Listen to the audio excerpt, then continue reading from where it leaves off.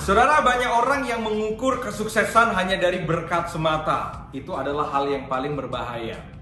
Makanya ya, apa yang ingin saya bagikan adalah banyak sekali orang Kristen yang mereka mengejar Tuhan hanya cuma masalah urusan berkat ataupun kekayaan.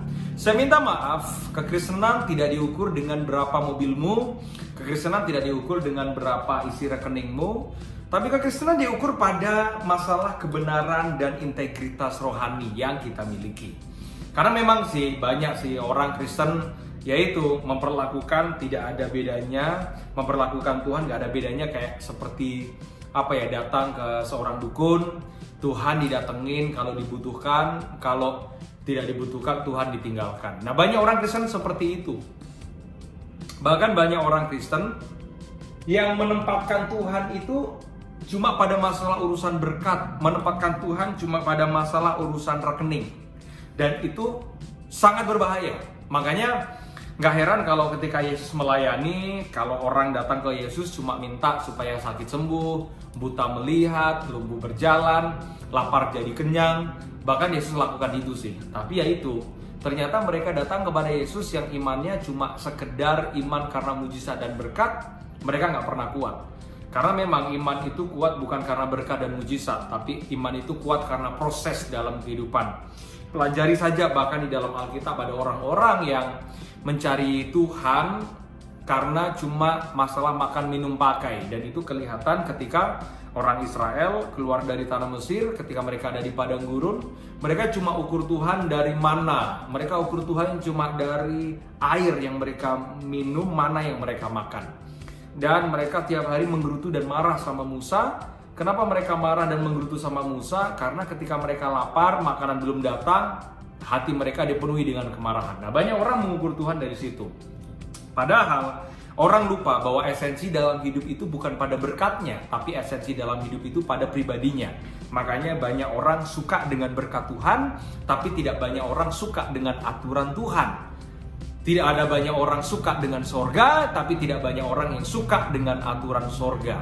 Makanya banyak banget orang Kristen yang hidupnya sembarangan, sesuka-sukanya mereka lah. Ya hidupnya kayak begitu.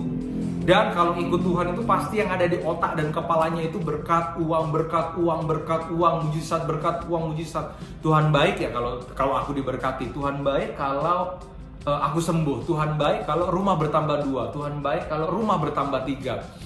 Nah, banyak orang Kristen yang seperti itu. Makanya kalau saudara ikut Tuhan, yang saudara cari hanya sekedar masalah kebutuhan yang di situ, saudara nggak ada bedanya dengan orang lain. Kenapa? Karena kekristenan itu bedanya bukan dari apa yang saudara punya, tapi dari apa yang saudara hidupi. Karakter integritas Tuhan itu yang membedakan. Ada banyak orang punya, tapi karena korupsi. Ada banyak orang punya karena makan haknya orang. Ada banyak orang punya, tapi dia ambil apa yang bukan menjadi bagian hidupnya. Makanya harusnya kita ini jadi orang Kristen kelihatan bukan dari apa yang kita punya secara kasat mata, kelihatan dari integritas gaya hidup yang kita hidupi. Nah, kita itu harus seperti itu.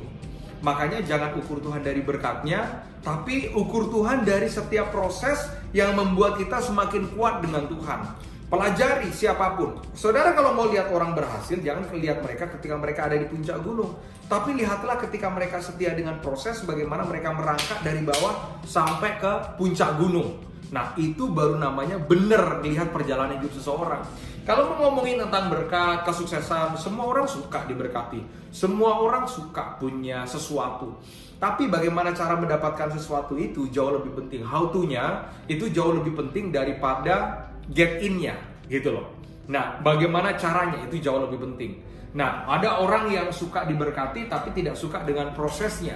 Baru gagal 1-2 kali meninggalkan Tuhan. Baru gagal 1-2 kali terus kemudian meninggalkan pelayanan. Saudara, hal yang pertama kalau saudara mau kuat di dalam Tuhan dengan menikmati berkat Tuhan, tetap setialah dengan Tuhan. Apapun yang terjadi jangan pernah meninggalkan Tuhan. Jangan pernah meninggalkan persekutuan. Jangan pernah meninggalkan pelayanan. Dan jangan ukur Tuhan dari berkatnya. Kenapa? Karena terlalu gampang untuk Tuhan memberkati seseorang. Terlalu gampang untuk Tuhan dia mengangkat hidup seseorang. Ingat satu hal, Tuhan itu berkuasa untuk mengangkat kita dari bawah sampai ada di atas. Tapi dia berkuasa pula untuk membanting kita di atas sampai ke bawah. Makanya Jangan ukur cuma dari berkat. Jangan ukur cuma dari pertolongan. Tapi ukur dari setiap proses, semakin setia dengan Tuhan. Saya lihat ada beberapa orang yang setia dengan proses, begitu diberkati hatinya tidak berubah. Hatinya tetap sama, karena dia tahu semua itu adalah bagian dari kasih karunia Tuhan ketika dia setia dengan Tuhan. Dulunya bukan siapa-siapa, kesana kesini cuma naik mikrolet, kesana kesini cuma naik sepeda motor. Tapi sekarang hidupnya diberkati karena dari sebuah harga ketaatan. Tapi jangan lupa, ada juga orang yang dulunya bukan siapa-siapa, begitu diberkati sudah melupakan Tuhan. Pelayanan udah nggak mau, baca firman udah nggak mau, berdoa sudah nggak mau. Akibatnya Tuhan lihat, mainan berkat itu buat Tuhan itu seperti mainan. Tapi Tuhan lihat bahwa orang sibuk dengan pemberiannya, sampai kemudian Tuhan harus ambil lagi pemberiannya. Makanya jangan pernah ikut Tuhan hanya sekedar mengukur dari berkat, mujizat. Setia aja sama Tuhan. Dan buat saya, orang yang setia sama Tuhan pasti akan mendapat berkatnya. Makanya hidup itu setia aja apa yang terjadi. Ketika diproses setia, ketika diproses setia, ketika diproses setia, ketika diproses setia, ketika diproses setia. Karena setiap proses yang saudara alami akan membuat hidup saudara semakin progres. Jadi jangan ukur Tuhan dari berkatnya supaya saudara tidak kecewa, tapi ukur Tuhan dari kasih karunia-Nya.